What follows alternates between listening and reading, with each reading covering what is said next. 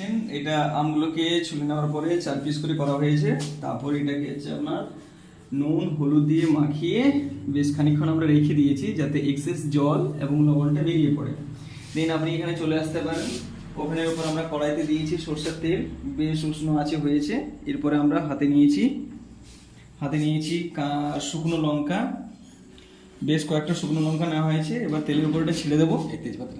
তারপরে এটা নিয়েছি 5 ফোড়ন নিয়েছি, যে কোম্পানির 5 ফোড়ন ভীষণই টেস্টেবল হওয়ার জন্য, ঠিক আছে। এবার আমরা দেখুন এই যে দিয়ে দিলাম, বেশ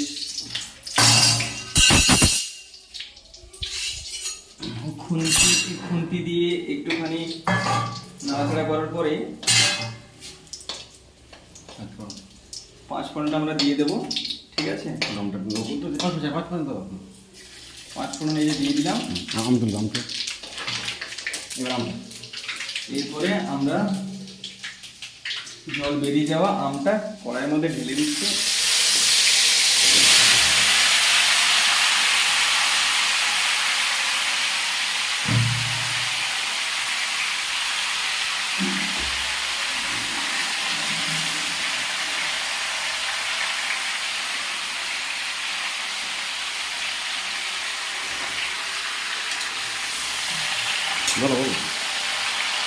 আস্তে